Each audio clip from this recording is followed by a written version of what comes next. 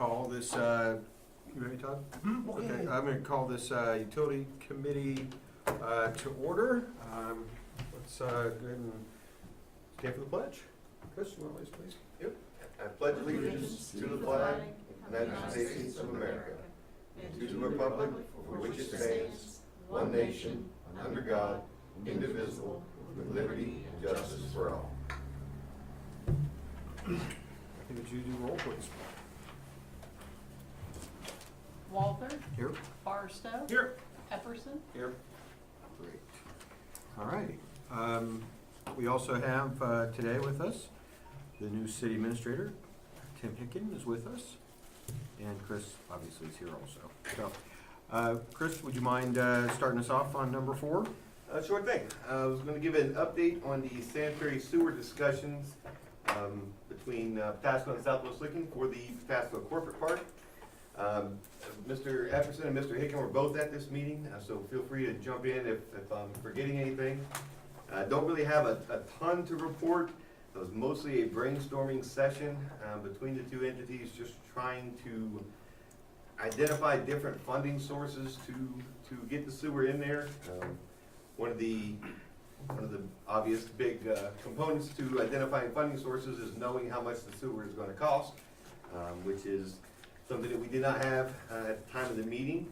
As a update on that, this afternoon I actually met with Hall a little bit, and they had been working with Grow-Licking County to try and come up with some numbers on what a sewer would cost.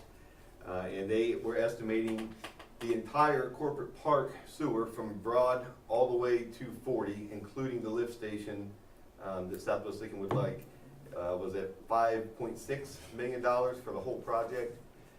2.8 million about is for the lift station and the force main to get it to Route 40 where they want it to run, and then the rest of that money is the gravity sewer from Refugee up to Broad along Etna Parkway to service the whole thing. So we got those numbers. Chris, was it Absolutely. 5.6 million plus 2.8 million? Negative. 5.6 for the whole project. Okay. 2.8 for the southern portion, and then the remainder of it for the northern portion, north of Refugee. So the next meeting we have scheduled with the district is for May 15th, and at that time I think we'll have a lot more information to go off of, and hopefully can make some progress in those discussions. But that's pretty much all I have, unless Mr. Hicken and Mr. Epperson have anything to add. That's pretty much all I've got for that. No, he hit it kind of right on the head. It's just brainstorming right now, kicking around different ideas, different funding sources, multiple funding sources, trying to work with it, whether it's the landowner, whether it's whatever the city may be willing to provide, if anything, what the district can do, what sort of taxes and funding streams are out there for it. So it's just a brainstorming session at this point. What date was that meeting? Do you know offhand? The previous one was on April 24th, and the next one is May 15th. And then the other question I would have is, I know Southwest Licking had looked at some numbers, had put together some maybe not complete sanitary extensions.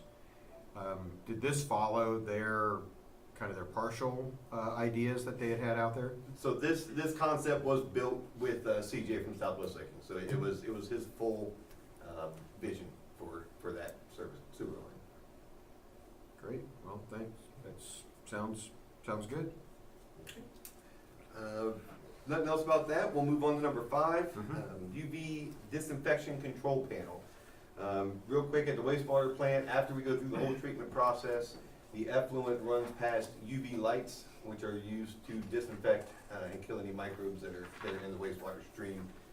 Similar to chlorine in drinking water, does the same thing. The UV lights treat the effluent. So we have 2 banks, 2 groups of UV lights. There's a primary and a backup. One of those banks has already been, let me back up. They are controlled electronically with computer circuit boards in a box. One of those boxes is an exterior stainless steel. It's already been upgraded. That box is watertight and fine. The other box, backup bank B, is still an old fiberglass box that never got upgraded in the past, and that box is failing and letting water in, and it's ruined the computer controls inside the box. So I got a quote from the company that makes the UV system, and that is in your packets. The company is HPT, Henry P. Thompson. And you can see the breakdown of the quote. The total number comes to $16,169.50. I will say that they estimated heavy on the labor for installation. They estimated it 3 days, kind of a worst case scenario. But it should come basically as a plug and play unit. The unit will be completely built, and all we have to do is mount it, or all they have to do is mount it and hook it up, then run it through a test cycle. So I don't think the labor will quite be that high, and will only get billed for the labor that they actually do. You can see the big component is that stainless steel box, top line item. $9,700 is the box itself. But if we don't use that and we continue to use our old box, we're just gonna ruin the $7,000 worth of computer controls. So my vision for this is to bring it to council at the next meeting in resolution form to authorize us to use this quote and go with this replacement. Is that amount just for the metal box, or is that including electronic components? The 16,000 includes everything, the box, the No, I mean the component. 9,000. That is just for the box. That is just for the box that houses the system. So there was some talk back and forth about maybe looking at outsourcing, building that box, seeing if a manufacturer can build that box. But my big concern with that is the warranty factor. So if I use HBT's components and something fails, it's on them. If we build our own box and it's not watertight, it's exposed to 365, then I worry about ruining the $7,000 components and then it being on us to come back and replace it again later. Well, since you bring that up, I read the terms and conditions in here, and a lot of their disclaimers and so forth basically says that they have no responsibility, period. That basically anything that is a warranty is warranty through the material supplier. Matter of fact, the last one on here on consequential damages, it even states defects in materials and workmanship and or failure of goods to perform basically they're saying they have nothing to do with this. Right, If I it's can see that, and it does say that 100%. I will say that we've used this company with our UV systems, and they are much more lenient than what that's. Okay. Do we have kind of a standard language that we use when we contract, when we contract with this kind of stuff when they're supplying and installing? So normally, we don't have a contract. I think the dollar amount is what brought the contract. And this would not be the final contract. It even has my name as a signature and all of that. So the contract would go through Mr. Zeds, Okay, just cool. like any other would. Great. If there's Any other No more- questions on that? It just Yeah, seems I re- didn't, oh, I'm sorry, go ahead, Chris. No, I was just gonna say, that just seems really steep for a stainless For steel a box. box. it's very expensive. It is a. And I'm it's a just very trying to figure out expensive- why, but to me, common sense wise, there's gotta be better options out there. And I know it's not the same thing, it's not protecting the same components, but my little plastic thing on the side of my house with a rubber seal has kept my cable connection watertight for Well, 6 Chris, years, so. I don't know, I'm do you just- wanna talk about the environment it sits in? So it does sit in the it's basically completely exposed. There's no shell. It sits on the concrete channel where the effluent goes by. So it is exposed to hydrogen sulfide gas Okay. and things that come out of the wastewater Is it surround- stream. Does the effluent go across it? Like No, the somewhere? effluent goes, so they sit on a concrete, the effluent goes under it and the gases come up from the, it's not submerged. Okay. But the water flows under and there's a structure that it sits on, and then the gases come up from there. I do understand that there have got to be cheaper ways to do, there's always cheaper ways to do things, but this is the only way we disinfect the microbes that come out of the wastewater plant. And also when we move to the wastewater upgrade process, which is anticipated to start in June, so it's coming quick, we will be running everything through the lagoons, which will also, it's still an effective treatment process, but it reduces the efficiency of the treatment process because it won't be going through the plant. And I would definitely want to have both banks up and running and ready to go as we go through that lagoon system because we lose some of our efficiency. So I understand it's an expensive process. I think that it is worth the extra cost for this application and given the fact that we're about to go through the lagoon treatment process. Do we use the same box on the previous upgrade? Yes, yes. Todd, did you have anything? Well, what I got, in the packet was not this. Oh, So I'm just looking at it for the first time. All I got was the first page, the quote. I didn't get any oh, then I apologize, didn't get any that had terms and be, conditions of sale. I just got the quote. that had be my mistake, It's in okay. emailing it. I mean, Mitch Walker's right. I mean, We hopefully that they're a lot less lenient, or they're a lot more lenient. Their customer service has been great, but you're right, their legal team has put together a pretty, isolating document for responsibility on them. Yeah. I mean, who makes this box? They make it? So this, I'm not sure if they outsource it or if they make it themselves, to be honest, I don't know. Because if they make it, Right. then it's not in the express warranty section. If they make it, and then what they've backed themselves. I mean, they even, some of this stuff is, I had a long discussion about contract law. Some of this stuff is not gonna, would not, if we got into a dispute, is not gonna hold up. There's some things that are not going to, you know, Right. are not gonna work. But,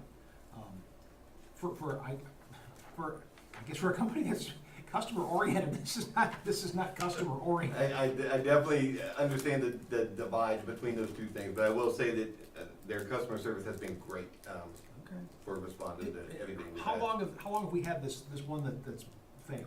So the one that failed, so the one that was upgraded, I said it was upgraded, it actually was part of the 2011 plant upgrade where we got our backup bank. We used to only Okay. have the one.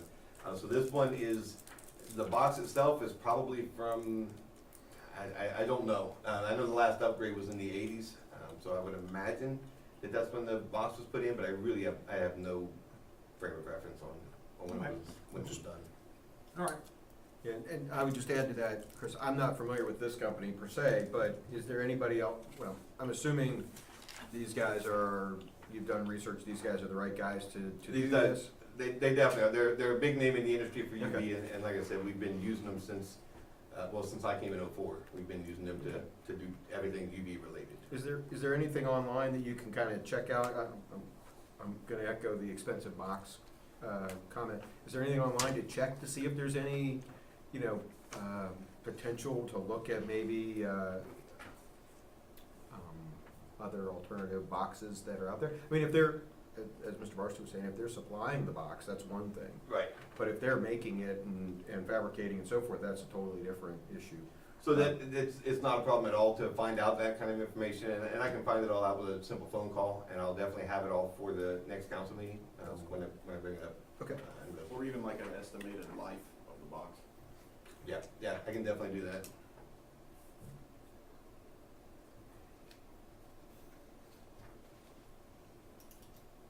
And it seems like they're ordering stuff because they have some qualifications in here that the price above does not include freight to the job site, so they're shipping something Some to of the it, job right. site. Right. So I'm not sure if that's circuit boards or if that's Okay. the housing unit. Okay. So I can find, like I said, I can find that out before the meeting. Okay. Anything else on the control panel?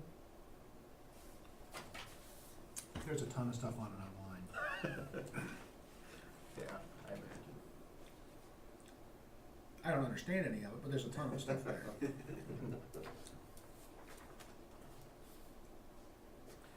Let me ask one other quick one. Some of the stuff that I've been not exposed to, but had seen is this UV lights inside the plant. Typically, it passes through a vault inside the plant. Is there any opportunity to move this, since it is in a place that experiences a lot of exposure? Right. Is that a possibility to look at? Not- Maybe that would Not with the way our make it plants. something that we gotta replace in 30 years again. Right. With the way our plant's currently designed, no. I think if we were wanting to protect something like that, it would be easier and more cost effective to build some type of a shelter Something over over it. that area. Because all of the plumbing is from exposed tanks and runs underground. There's nothing that goes through a building. Okay, or yeah, anything like that. I'm not familiar with the plant, so, okay, very good.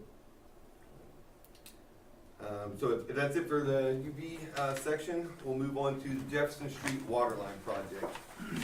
This is the project that we had budgeted to do the engineering of this year and to start construction next year. Then the coronavirus situation came up, and this was the project that we kind of put on the back burner. We're just gonna wait and see how the funding panned out in the end. But in the meantime, in talking with Hall, they feel like this, and I would agree with them after talking to them, they feel like this is a great project for OPWC. The city has not done an OPWC project in a little while, and public service and utilities try not to compete with each other and put in applications the same year. But Allen has nothing scheduled with OPWC this year, so when they, I'm learning about the OPWC process, but when they evaluate the projects that are on their table, they have a scoring system. And one of the things that can give you a 5 out of 5 on the category is having the design work done and being ready to go. With the expected stimulus money coming from the federal government, the anticipation is when everything does go back to normal and funds are available, they'll be ready to issue money to projects that are ready to go. So the Jefferson Street Waterline project is the project that I would like to get designed and apply for OPWC. My understanding is there's the possibility of a 50% grant, where 50% of the project would be covered, not alone, just the grant, and then we would match the other half of that. So background of Jefferson Street Waterline, that there's, in your packets is a map blown up. The water line kind of comes from Mill Street, runs down Jefferson, feeds all of the houses on Jefferson Street as well as the houses on Main Street.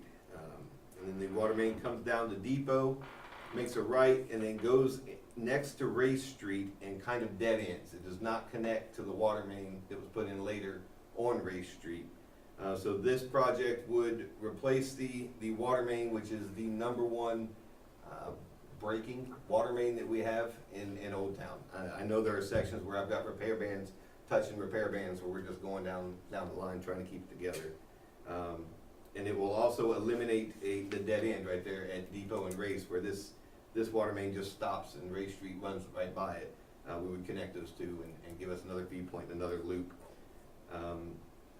The houses on Main Street, when the water main came down Main Street, each house along Main Street was given a tap and a curb box out front to tie into. My desire would be not to use them and to hook them up again in the back. If we were to use the curb boxes on Main Street, we would have to run a new line into each building. Because if you just couple onto what they already have existing there, you're giving them a weak point in the system, and it's past the curb box, so it would be their responsibility. So you would have to run all the way around to the back of the house. You'd have to run from the front, around the house, come into the back, and then tie in. When you say houses on Main Street, Chris, are you talking about west-facing houses on Main Street? Yes, the ones along the east side of Main Street are Okay. all fed from Jefferson. Okay, all right, So- that's what I thought, I just want to make sure. Okay. Yeah. If you didn't come around and go in where the existing line is, you would have to punch a new hole in the foundation, and most of those houses are flagstone foundations. I would rather not mess with them. I think it'd be a lot easier and better for the city and the residents if we just kept everything coming from Jefferson Street. But that's kind of the concept of the project. I did have Paul put together a schedule for me, which is the front of that stapled together packet, just so I can make sure that I don't miss any deadlines with OPWC or whatnot. And you can see the very top blue line is selecting consultant. And if we get that done by June, we have a pretty healthy schedule to get through and actually do construction next year while still meeting the OPWC application deadline of October. So my plan for this, there was 2 ways we could go about this. The next page is an estimate sheet on costs from Hall. And you can see that the design line, right above construction total, is $87,588, but that also includes construction administration and construction inspection. So we could put the whole project out as one RFQ. The number would be over 50,000, so we'd have to do an RFQ process, which is basically asking firms to show us they're qualified to do this kind of work, and then going through, ranking those firms, and going through one at a time and negotiating a price. The way that works, just for background, is if you negotiate with the first person, their price is high and you don't like it, you move on to the second one, you cannot go back to the first one. So if the second one is even higher, too bad. You can go on to the third, fourth, fifth, but you can't go back up the chain. The other route that we could take, which is the route that I'd like to take, is to do an RFP process. So it's gotta be under 50,000, but I'd like to do an RFP for the design only. And then later, when we select, if, you know, we get the grant and we're selected to move forward with this project, do a separate RFP for construction, administration, and inspection, similar to what we did with the wastewater plant. That is something that I've picked up, that competition in awarding these kind of contracts is something that we wanna do. And I think by breaking it down into two separate RFPs, you just get more competition that way. You get more people applying for the two different aspects. So that, in a nutshell, that's kind of what I'm thinking right now. I mean, all of these numbers are very preliminary, and you know, they're a good thing to guide this process, but they didn't do a full engineering of this water line or anything like that. So that's kind of the process I want to take, is an RFP for the design, and then have the design done and be ready to apply in October for an OPWC grant, so that we can construct next year. As far as budgeting goes for the engineering, what I did budget for Jefferson Street was 29,000 for engineering, and there's 55,000 in engineering lines that was budgeted for the water tower painting projects when before we had gone into this maintenance program that we just entered into.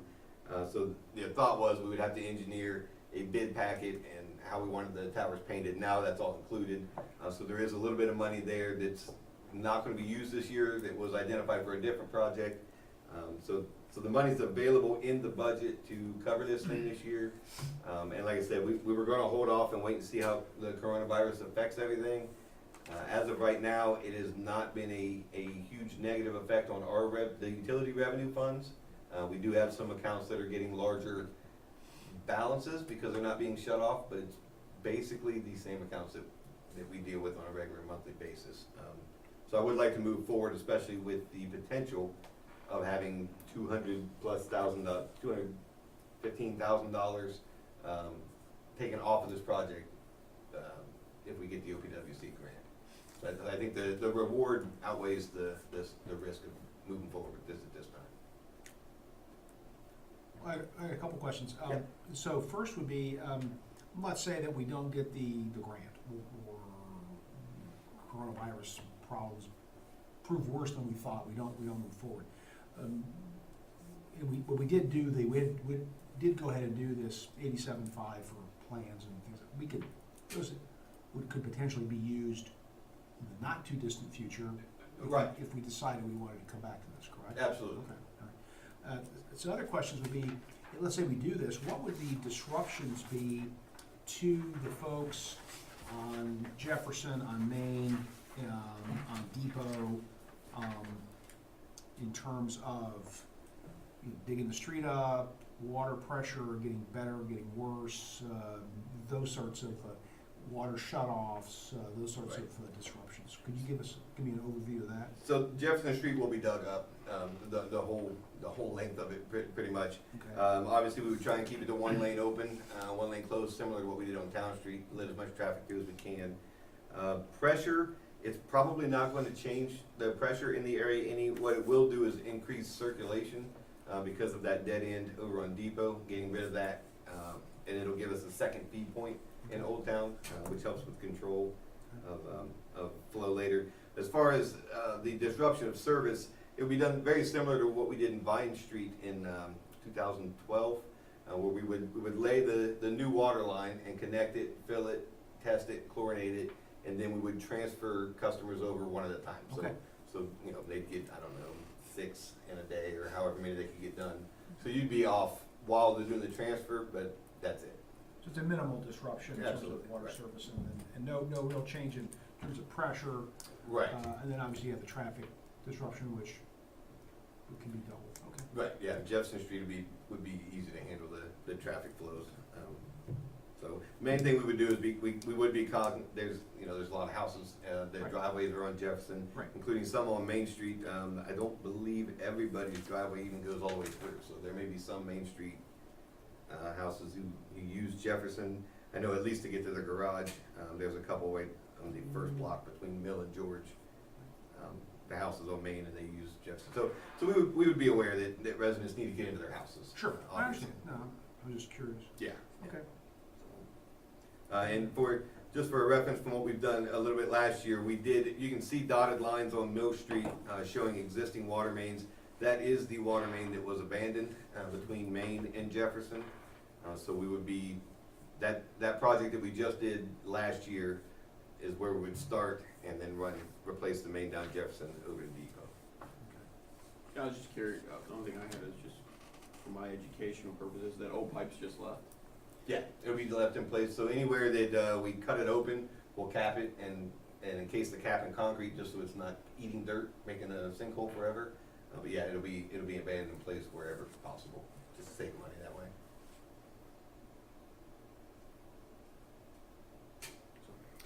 Chris, a couple different questions. Maybe worthwhile understanding, or at least asking this, maybe you know this already, the OPWC award date. Do you have any idea when? You had said October was the submittal.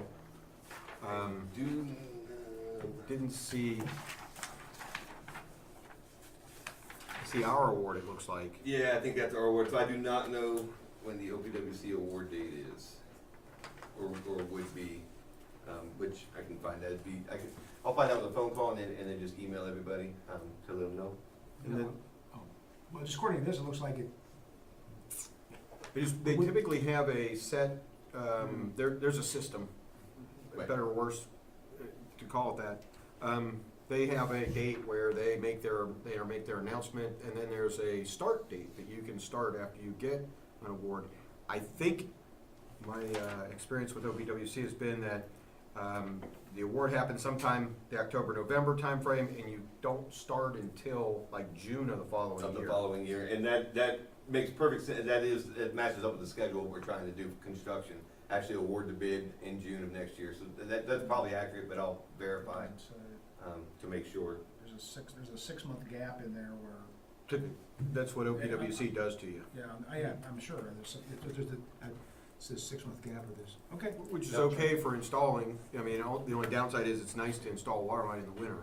Right.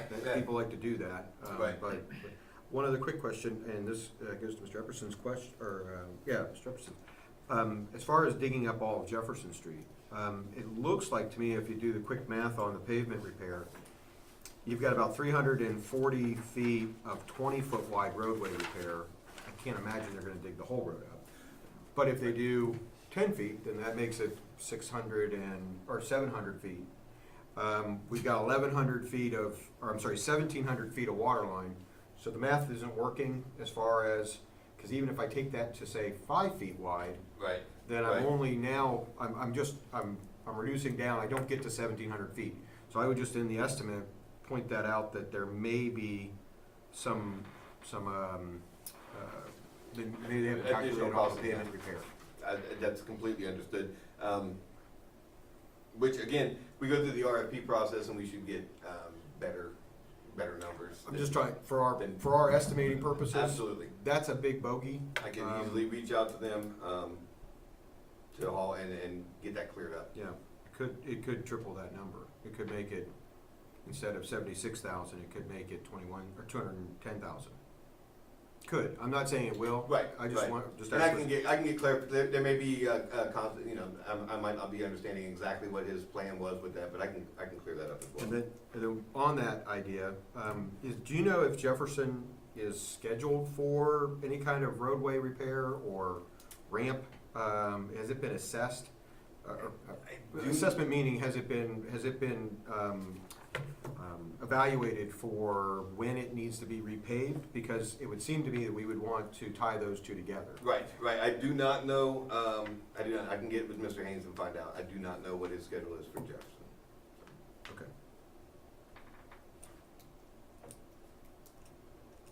Any other, I mean, I think this is, and this is replacing, if I remember correctly, you told me this was like a 4-inch line right now? or- It's a 6-inch cast, line, but Okay. the section of Depot Street is Yeah. a 4-inch line. So that's the So 4-inch. it's a 6, it chokes down to a 4 and then stops. So as we get rid So of all of that's just a that. bad situation in It is, general. it is. Ideally, when they came down Ray Street later and put in a nice big 8-inch plastic line, they would have tied the two together, but they didn't. So we'll take care of that as part of this.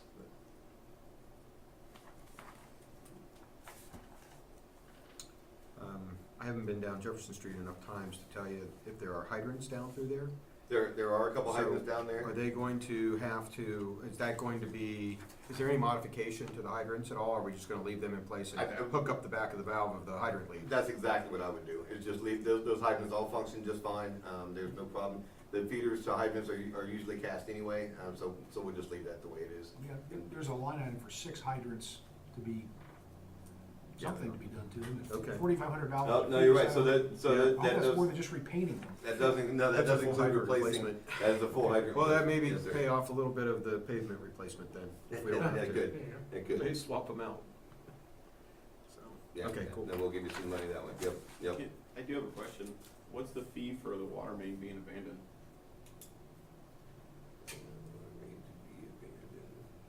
34,000. 1,500 feet.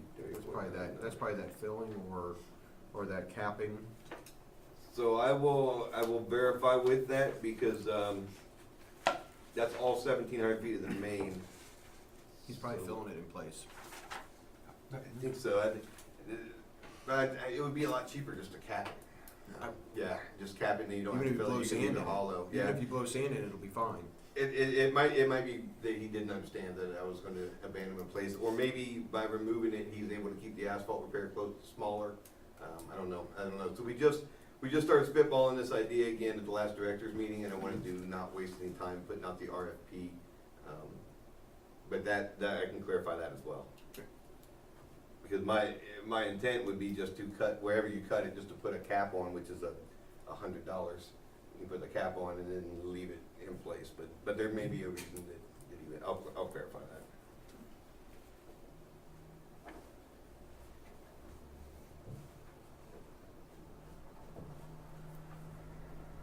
All right. Anything else on Jefferson Street? And then number 7? Number 7, I just wanted to give a quick update. So Monday morning is Mary Ann Figgins' first day with the city. She is going to be our new treatment plant superintendent. And with her hiring, we will be back to full staff. I've talked a little bit about her coming in council, but she is a Class 3 wastewater and a Class 2 water operator, so she'll be able to step right in and be our EPA operator of record, no problem. She's got a pretty impressive background. She's been with Utica for a good portion of her career, but she went to, was actually the compliance rep for Longaberger with their air, water, and wastewater until, as she said, the checks quit cashing, and then she went back to Utica. So pretty excited to bring her on board, and I anticipate the next council meeting that we all meet in person, I will bring her down and start the meeting off by introducing her to everybody, and just put a face with a name. So didn't have a whole lot there. I just wanted to let everybody know we're finally going to get back to full staff on Monday. So that's pretty much all I have with that. I do have one thing under other, if there's no. I don't have any questions on the Staffing. staffing. Anybody? So I just want to give a real quick update. Today I got emails from DEFA, the wastewater plant upgrade construction loan application process. Everything is extremely positive. So the draft agreement that I mentioned at council, where the number was going to be about $8,000 worth of interest over the length of the loan, that is now a final agreement. Mr. Higgins signed that this afternoon. Once I get Mr. Zett's signature, I will send it back in, and they have said this is the last document that they need to go through their approval process. I see Mr. Barstow smile. They have told me that 3 times this week. So Well, I'm refinancing my mortgage right now, so yeah. it's yeah. So every time they tell me it's the last document, I send it immediately, and then, you know, the next day is, well, I got one more thing that I need you to do. But the fact that the final agreement, the good news is the numbers. The numbers show an overall average of a 0.15% interest rate. When you take the 0%, the amount that is covered 0, and the amount that's covered under their standard rate, which is, I wanna say 0.9 for them. It's not like if we were to get a loan. So those numbers are good. It's a $1.5 million loan, which covers the design, construction, administration, inspection, and the construction of the project itself.